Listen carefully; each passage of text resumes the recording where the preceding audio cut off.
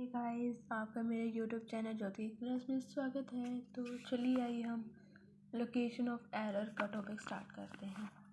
Detection of error when total of trial balance does not tally is not the job of auditor.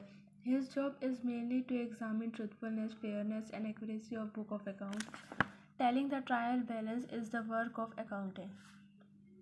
जब हम error detect करते हैं तो जो trial balance का टोटल होता है वो टैली करने का काम ऑडिटर का नहीं होता है। ये काम जो ऑडिटर उसका काम होता है कि जो बुक ऑफ अकाउंट है उसकी ट्रूथफुलनेस को, फेयरनेस को, एक्यूरेसी को चेक करना उनका काम होता है।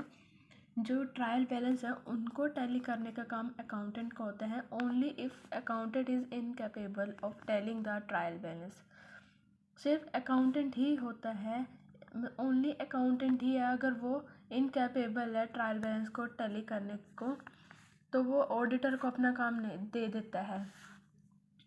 इसमें क्या है कि जैसे मान लो अकाउंटेंट है वो टैली करने में असमर्थ है, नहीं कर सकता, तो वो ये काम ऑडिटर को दे देता है। तो इस केस में ऑडिटर अपनी कैपेसिटी से ज़्यादा काम करता है और इसका वो ज़्यादा रेम्यूनरेशन भी लेता है इस वर्क का। जब अकाउंट जो ऑडिटर है ऑडिट करता है तो कुछ एरर भी होते हैं ट्रायल बैलेंस की वजह से, क्योंकि वो टैली नहीं होते हैं।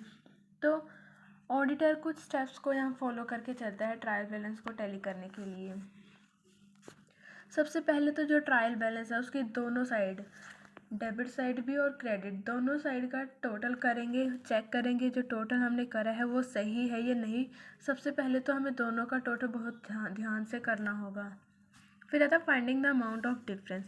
अगर ट्रायल बैलेंस का टोटल टैली नहीं हो रहा तो सबसे पहले हम डिफरेंस देखेंगे, दोनों साइड में डिफरेंस कितना आ रहा है। अगर डेबिट साइड ज़्यादा इंक्रीज़ कर रही है या कम कर रही है वो हम चेक करेंगे वहाँ पर किसका क्या हो रहा है। Having the amount of difference, amount of difference should be have and it should be checked if there is any balance equivalent amount. मतलब जो अमाउंट ऑफ डिफरेंस है वो हाफ है, आधा है, तो ये चेक करना ज़रूरी है कोई भी बैलेंस इक्विवेलेंट है कि नहीं। ये एग्जांपल से समझते हैं। यहाँ पर एक पॉइंट दिया हुआ है, if even then difference can not, अगर जो डिफरेंस है वो लोकेट नहीं कर पाते, जो अमाउंट का जो डिफरेंस आता है ना उसे हम ना 9 से डिवाइड कर देते हैं। अगर वो अमाउंट ना पूरी तरीके से 9 से डिवाइड हो रही है, इसका मतलब वहाँ पर एरर है ट्रांसपोर्टेशन ऑफ डिजिट में। फॉर एग्ज़ाम्पल 928 और 289 है, दोनों का डिफरेंस कितना है, 639 है, जो एग्जैक्टली 9 से डिवाइड हो रहा है। तो इसका मतलब क्या है कि यहाँ error of transportation of number है। तो इस एरर को हम ये मतलब बहुत फ्रिक्वेंटली ही होते हैं इस तरह के एरर। फिर आता है checking of journal. Each and every entry, जितनी भी जर्नल के अंदर एंट्री होती है सभी को चेक करना होता है ताकि देखें कि जो डेबिट और क्रेडिट साइड है दोनों की मैच हो रही है, इक्वल है। जो एंट्री, जितनी भी एंट्री हम जर्नल में कर रहे हैं वो लेजर में एंटर करनी है, मतलब वो चेक करेंगे जर्नल में।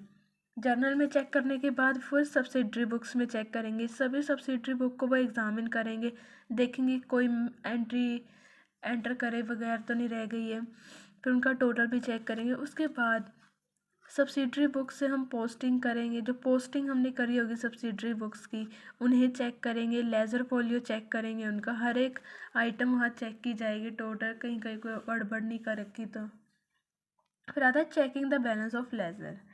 लेज़र्स को भी हम एग्जामिन चेक करते हैं ताकि जितने भी लेज़र बैलेंसेस इंक्लूड है ट्रायल बैलेंस में देखें कि मतलब जो हमने लेज़र की पोस्टिंग वगैरह हम कर रहे हैं वो ट्रायल बैलेंस में है भी या नहीं।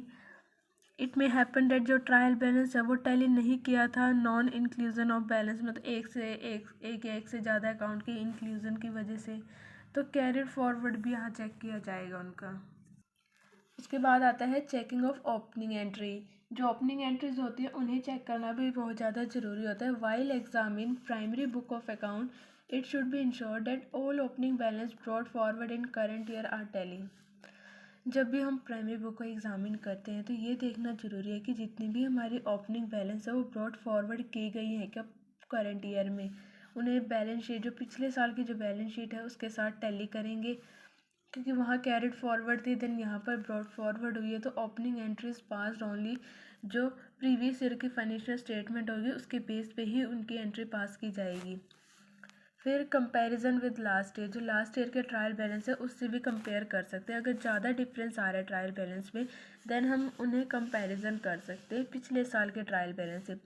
कोई बड़ा डिफरेंस आ रहा है किसी भी अमाउंट में दोनों ट्रायल बैलेंस में, then same should be examine, तो डिटेल में एग्जामिन करेंगे, टैली करेंगे हर चीज़। इफ़ अगर कोई भी बैलेंस है वो ट्रायल बैलेंस में रिकॉर्ड करने से ओमिट यानी भूल गए, लिखा नहीं है, तो same can also be thrown up during comparison के दौरान उसे थ्रोन अप कर दिया जाएगा वहाँ पर। ये हमें हमारे माइंड में रख के चलना है कि जब हम ट्रायल बैलेंस को टैली, इसका मतलब ये नहीं है कि वहाँ पर उस बुक ऑफ अकाउंट में कोई भी डिस्क्रिपेंसी नहीं होगी। डिस्क्रिपेंसी को डिटेक्ट करने के लिए ऑडिटर इन डेप्थ स्टडी वहाँ पर करके चलता है अपने कॉम्पिटेंस और इंटेलिजेंसीज के साथ। सेकेंड पॉइंट आता है detection of error. Detection of fraud. Fraud को डिटेक्ट करना भी एक तरह का ऑब्जेक्ट है ऑडिटिंग का। फ्रॉड मतलब वो इनएक्यूरेसी और एरर होते हैं जो इंटेंशनली किए जाते हैं और जिनका हार्म ऑर्गेनाइजेशन को नुकसान पहुंचाना होता है। Mistake and error in book of account which have been commuted in planned manner and with view of deceiving other are known fraud. Fraud की डेफिनेशन यहाँ पर ये दे दी।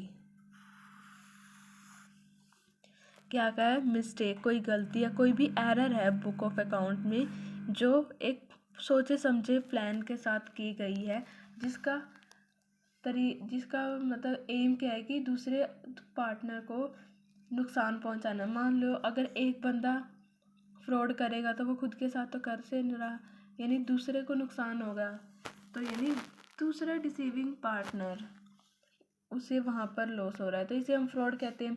फ्रॉड हमेशा ना इंटेलिजेंट और स्कीमिंग पीपल्स के द्वारा ही किया जाता है। कोई ना समझ लोग तो कर नहीं सकते फ्रॉड, जल्दी पकड़े जाएंगे। जो अच्छे से इंटेलिजेंट होते हैं, जिनमें बहुत ज़्यादा मतलब स्कीमिंग पीपल्स होते हैं, वो ज़्यादा ये चीज़ करते हैं, पूरी प्लानिंग के साथ करते हैं, तो उनके फ्रॉड को डिटेक्ट करना बहुत ज़्यादा मुश्किल हो जाता है यहाँ पर। तो उसके लिए ऑडिटर को ज़रूरी है कि कितने तरह के फ्रॉड होते हैं उनको पढ़ने की ज़रूरत है, उसके बारे में नॉलेज लेनी ज़रूरी है। फ्रॉड इंटेंशन, जानबूझ के वो गलती की जाती है, 3 तरह की होती है। Miss appropriation and embezzlement of cash. Miss appropriation of goods हो गए, मैनिपुलेशन ऑफ अकाउंट हो गए। पहले इसकी हम डेफिनेशन कर लेते हैं। According to Dicksee, detection of fraud is an important part of duties of an auditor. Fraud को डिटेक्ट करना सबसे इम्पॉर्टेंट पार्ट है ऑडिटर की ड्यूटी में से। Auditor who is liable to detect fraud is better than auditor who is unable to do. Auditor जो detect करने के लिए एबल है वो बेटर है उस ऑडिटर से जो इन्हें डिटेक्ट करने में अनेबल है। कुछ पॉइंट दे रखे वो स्टडी करने हैं। भाई फ्रॉड कितने तरह के होते हैं। पहला आता है मिस एप्रोप्रिएशन और एम्बेजलमेंट ऑफ कैश। मतलब जो कैश का मिस एप्रोप्रिएट करना है, गबन करना है, मिस एम्बेजलमेंट मतलब गबन करना कैश की। तो कैश की चोरी करना एज़ कम्पेयर टू गुड्स की चोरी करना बहुत ज़्यादा आसान होता है कैश की, क्योंकि जो क्वालिटी है ना कैश की बहुत ज़्यादा हाई होती है वैल्यू में और वॉल्यूम में। मतलब साइज़ में कम होता है, वॉल्यूम लो होता है उसका, आसानी से हम कहीं भी रख सकते हैं इसे। तो पर्सन फ्रॉड कमिट करते हैं मोस्ट इंटरेस्टेड, जो मतलब फ्रॉड करते हैं ना वो ज़्यादातर कैश का गबन करने में ज़्यादा इंटरेस्टेड होते हैं। तो it is very easy to smuggle cash out of business से, मतलब कैश को लेके जाना, चोरी करके लेके जाना बहुत ज़्यादा आसान है। इवन जो वॉचमैन होता है ना गेट पे वो भी इस चीज़ को डिटेक्ट नहीं कर पाता है। Whereas in case smuggling के, जब हम गुड्स को स्मगल करते हैं तो वहाँ पर ना पकड़े जाने का डर रहता है, क्योंकि वो क्वांटिटी बहुत ज़्यादा होगी, वो तो दिखेगी, पैसे तो हम कहीं भी बैग में छुपा सकते हैं, तो वहाँ पर चांस ज़्यादा है पकड़े जाने का। तो कैश को हम इजीली एम्बेजल कर सकते हैं। कुछ पॉइंट दे रखे हैं, मतलब कैसे हम एम्बेजल कर सकते हैं। जो एक्स्ट्रा ऑर्डिनरी रिसिप्ट होती है कैश की वो बुक्स में, और जो बुक ऑफ अकाउंट में उसमें हम वो, जैसे मान लो कि हमें किसी चीज़ से रिलेटेड कोई कैश रिसीव हुई है तो एम्प्लॉय ने या मैनेजर जो भी पर्सन है उसने उसे रिकॉर्ड नहीं किया, तो वहाँ पर भी चोरी होगी कैश के एक तरीके से। उसके बाद आता है बाय नॉट, जैसे कैश सेल होती है तो कैश में जो सेल होती है उसे रिकॉर्ड नहीं करते हैं। जो गुड्स हमने सेल्स पे या रिटर्न बेस पे गुड्स सेंड करे हैं उसे हम ना शो करते हैं। कोई फिक्टिशियस एंट्री हम कस्टमर के अकाउंट में कर देते हैं डिस्काउंट से रिलेटेड, रिटर्न से, बैड डेट से, एम्बेजिंग द कैश रिसीव। जैसे हमने कोई चेक वगैरह है वो चोरी कर लिया, कोई भी अदर डॉक्यूमेंट्स है, जो इनकम अर्न करी थी ऑर्गेनाइजेशन ने उसका एम्बेजर कर दिया है, सेम को हमें ऐसे रिसीव हो गया ऐसे हम शो कर देते हैं। कोई गलत फॉल्स डोनेशन के लिए एंट्री कर देते हैं चैरिटी के पर्पस के लिए। तो सब पॉइंट ऐसे इनके बारे में दे रखे हैं यहाँ पर। फिर आता है मिस एप्रोप्रिएशन और एम्बेजरमेंट ऑफ गॉड। नॉर्मली ये नोटिस किया जाता है जो ओनर होते हैं ना ऑर्गेनाइजेशन के, वो ज़्यादा ना अपना जो ज़्यादा फोकस है ना वो कैश की एम्बेजरमेंट के ऊपर लगा के रखते हैं। वो सोचते हैं कि कैश की चोरी ना हो जाए, तो कैश पे ज़्यादा ध्यान देंगे तो गुड्स की चोरी वहाँ पर बढ़ जाती है। कुछ एम्प्लॉयज़ जो है कैश का मिस एप्रोप्रिएशन वहाँ पर करते हैं क्योंकि उसमें वो ज़्यादा वो सेफ होते हैं एज़ कम्पेयर टू कैश का मिस एप्रोप्रिएशन करने से। Misappropriation of goods is more prevalent organization में बहुत ज़्यादा होता है ये, जहाँ पर ना गुड्स तो साइज़ में तो छोटे होते हैं लेकिन बहुत ज़्यादा एक्सपेंसिव होते हैं, तो वो ईज़िली इन गुड्स की चोरी करने में ज़्यादा यकीन करते हैं। इसके भी कुछ पॉइंट दे रखे कि गुड्स की हम चोरी कैसे कर लेते हैं जो एम्प्लॉयज़ होते हैं। जैसे हमने स्टोर से गुड्स चुरा लिए, inconvenience with some customer, fictitious credit note उनके नाम पर इशू कर लिए लेकिन वही रिलेटेड गुड्स को एम्बेजर कर लिया है। जैसे हमने परचेज की एंट्री करने के बाद गुड्स को ना गोडाउन या स्टोर्स पे जाने से पहले ही उसकी चोरी कर ली है। ऑर्गेनाइजेशन गुड्स को पर्सनल पर्पस के लिए यूज़ कर लिया है। कुछ गुड्स को हमने रिमूव कर दिया है, उसकी एंट्री हमने नहीं करी। तो सभी पॉइंट ऐसे ही दे रखे हैं इसमें। मैनिपुलेशन ऑफ अकाउंट्स की भी हेरा फेरी यहाँ पर कर देते हैं। Account can be manipulated by embezzling goods. जो अकाउंट मैनिपुलेट होते हैं, चाहे गुड्स को एम्बेजर कर लिया हमने या कैश की चोरी कर ली, गबन कर लिया, तो वहाँ से भी अकाउंट को मैनिपुलेट किया जाता है।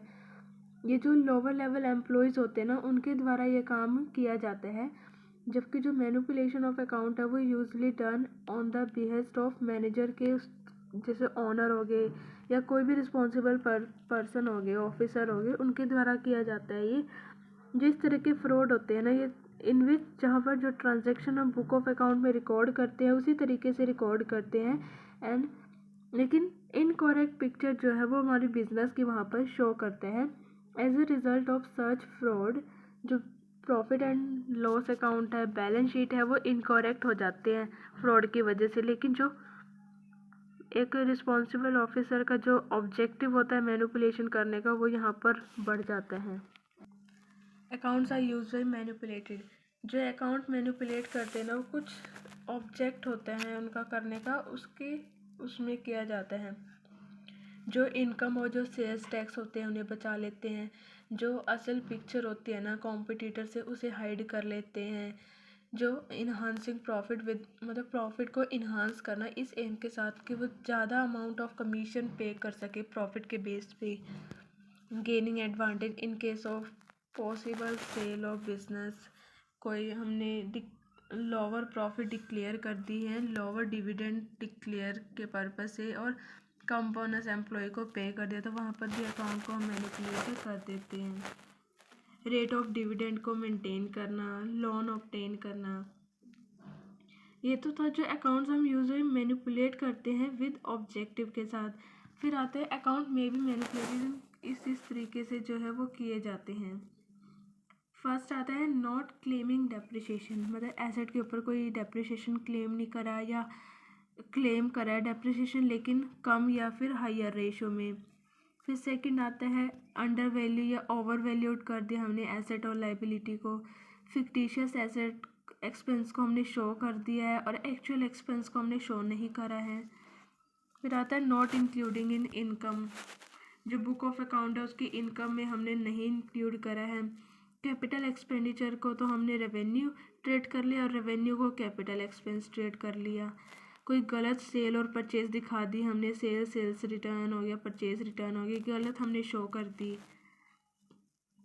फिर आता है जो हमने इनकम अर्न करी थी या प्रीवियसली जो इनकम हमने अर्न करी थी एज अ करंट ईयर की इनकम में, वो हमने शो नहीं करी। कोई सीक्रेट रिजर्व क्रिएट करे थे, वो हमने मैनिपुलेट कर दिए। विंडो ड्रेसिंग ऑफ बुक मतलब जो showing the state of business as being better than what his actually is, मतलब जो बिजनेस की स्टेट है उसे बहुत अच्छा दिखाना, जितनी वो अच्छी एक्चुअली में जो है उससे ज़्यादा अच्छा दिखाना। उसके बाद आता है prevention of fraud and error. एक ऑडिटर के लिए ना ये बहुत ज़्यादा इम्पॉसिबल हो जाता है कि वो कंप्लीट पूरी तरीके से फ्रॉड और एरर को ख़त्म करने की कोशिश करे। जो मॉरल प्रेशर्स होते हैं ना, due to moral pressure exerted by auditor fraud and error can be reduce. Moral pressure की वजह से भी जो फ्रॉड और एरर है वो ज़्यादा हद तक कम हो जाते हैं। जब वो बुक ऑफ अकाउंट को ऑडिट करते हैं तो अपने माइंड में ध्यान रखते हैं काइंड ऑफ फ्रॉड और एरर को जो यूजुअली बुक ऑफ अकाउंट में उसे मिलते हैं। हर एक एंट्री को वो ट्रांजैक्शन को एग्जामिन करते हैं एक मॉरल पर्सपेक्टिव से। एक अच्छा और स्ट्रॉन्ग सिस्टम जो इंटरनल चेक का है वो एक इम्पॉर्टेंट रोल प्ले करता है एरर और फ्रॉड को प्रिवेंट करने में। इनफैक्ट जो हम फ्रॉड और एरर को प्रिवेंट करते हैं वो एम्प्लॉय के हैंड में ही होते हैं। ऑडिटर तो सिर्फ अपने सजेशन देता है कि इसे कैसे कम कर सकते हैं।